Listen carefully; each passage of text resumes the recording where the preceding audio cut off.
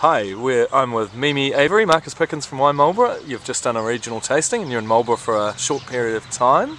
So I thought we'd take this opportunity just to get to know you and ask you a few questions. Do you go to other tastings in the marketplace? How do people get wine to you, basically? I mean, how are they going? Mainly, in particular, mainly it is in the UK, generic tastings.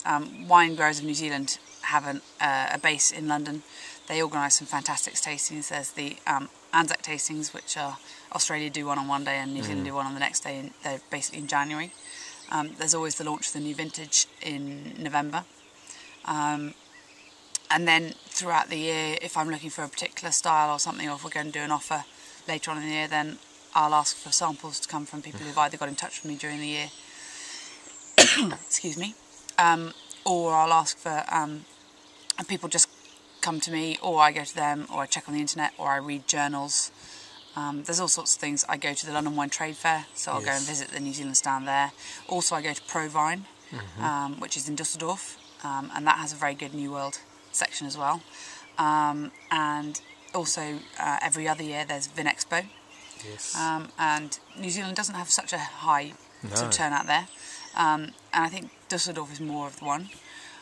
For me, sort of outside of, if I'm not going to the UK one, but I always go to the UK one too. So it's about 4 times a year I'll taste a broad range of about sort of 90 to 200 wines. And so basically it's keeping in touch, not, well, I don't know, sending you samples, or what's the... Yeah, you need to start with, don't send me 20 megabytes of information on an attachment. Our computers in particular can't handle it. But sort of, a short paragraph or two, maybe a link to your website so I can do the bit of research. Always send the FOB prices, preferably in pounds, because you have a lot more control if it's in pounds. That may sound weird, given that you also have to take the hit on the dollar exchange rate, but at least you know what you're giving to us, and therefore I'm not going to change my price randomly without telling you. Whereas if the exchange rate changes and you're dealing in dollars, then I might change the price. You won't find out. You'll stop getting orders, or orders will slow down, and you'll go, what happened? And then we'll sit there going, well, the exchange rate happened. Yes. So if you send me a little bit of information, your prices, I'll look at it compared to what I already have. I'll check out the website. I'll think, okay, does this fit anywhere? Could I use it? In that instance, I'll then ask for samples. But there's very little point in just sending samples. We will taste the wine if you just send them, but they'll be tasted out of sync. They'll be tasted with a sort of, oh, I can't remember who that was. Yeah, I'll look up in a minute, and it's all awkward. Whereas if I've asked for it, then I'll have a spreadsheet where I'm saying, yeah, I know this is here, I know this is here, I know this is here, I know why I've asked for them. They'll fit into these slots. Yep. I mean, the whole process can take 6 months, 9 months, a year. We did one 3 weeks ago. Well, it was launched 3 weeks ago, which had taken us 3 months to get from beginning to end. But it just happened to be the right place, the right time, the right price point. But generally, wines will get onto a shortlist and could hang around the shortlist, and then if they hang around for a year, we'll then ask for new samples. Great. But there's a process that it has to go through, and it can take a while. I bet. It's not on purpose. No, I'm sure you want to get things to market as fast as you can. Yeah.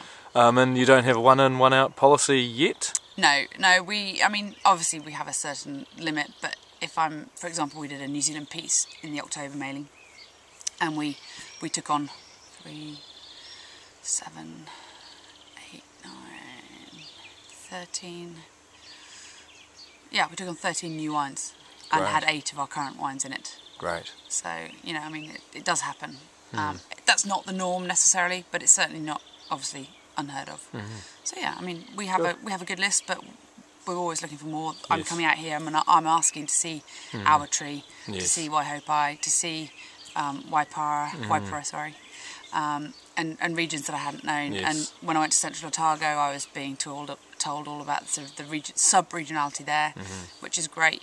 It might take a while for that sort of technical level to get back into England, but at least I now know it. And if a buyer doesn't know about it, then it's not going to get to the customer. No, not at all.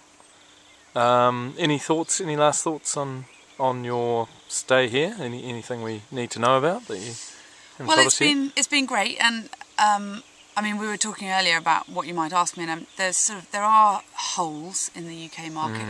There are rosés. They're quite price specific, but we don't have a lot of New Zealand rosé there yet. Everything I've tasted here so far has a fairly high, to me, level of residual sugar, and we do prefer them drier.